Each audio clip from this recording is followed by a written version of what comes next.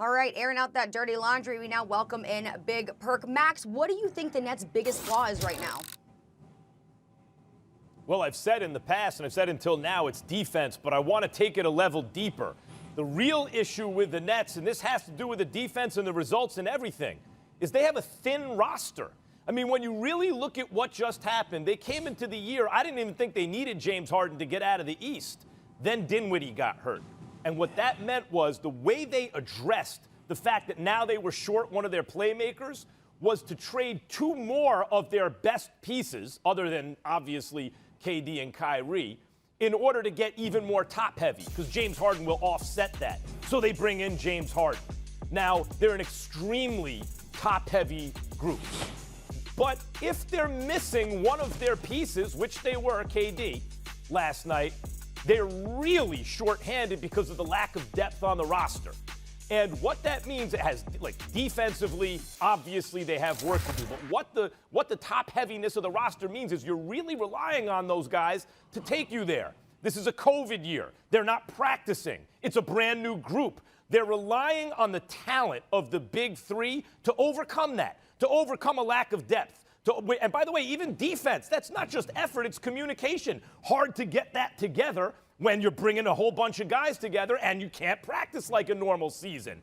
Things are just different. So really what you're relying on, especially early in the season, is, look, the three of you guys are so talented, you're going to overcome these shortcomings while we get the defense together, while we get used to each other, while maybe before the deadline we bring in a piece to play some defense, grab some defensive boards.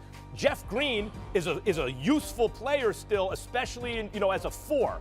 As a 5, when you're playing small ball, you're not going to play any defense. You're not going to stop people. You're not going to get rebounds.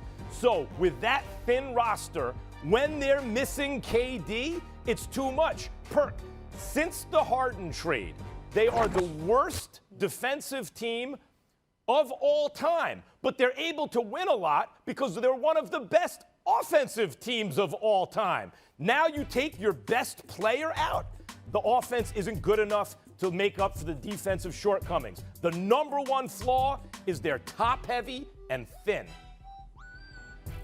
Well, Max, look, I don't disagree with nothing you just said, but I'm gonna take it a step further. And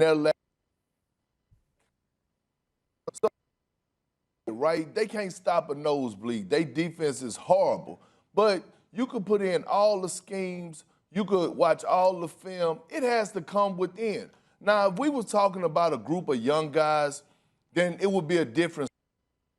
Guys that have won level, guys that have won championships, guys that have won finals MVPs, guys like James Harden, a guy like James Harden who hasn't won a championship, but he's battle tested. He knows how to get to the finals. He knows what it takes to advance in the postseason. So when I look at it, I'm looking at the lack of accountability and watching the Nets, watching them blow coverage after coverage after coverage, time and time again, shows me that it's a lack of accountability in their locker room.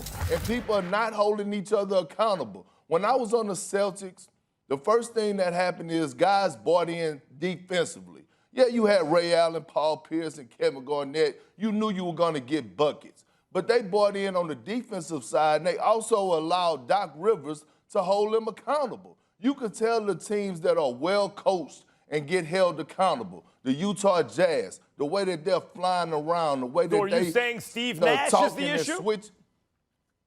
I'm saying it's a lack of accountability, however you want to paint it. I'm not ducking or hiding. I'm telling you what's going on. When you look at a championship team and you look at these guys blowing defensive coverages and not giving the right effort, that goes to show me that somebody is not holding these guys accountable. Whether it's Steve Nash, whether it's Kevin Durant, Kyrie Irving, James Harden not holding each other accountable, doing film session or doing walkthrough, something is not right. And that's what I'm telling you, Max. We could talk about their defense, and I get it. That defense is horrible. But when you're vets, DeAndre Jordan, Jeff Green, all these veteran guys, it's not rocket science. Like, you could look, you could see what's going on once you see them blowing coverages. Well, Well, one thing I'll say is Steve Nash is a rookie head coach who was not known for his defense, nor did he play on a team that was known for their defense, needless to say.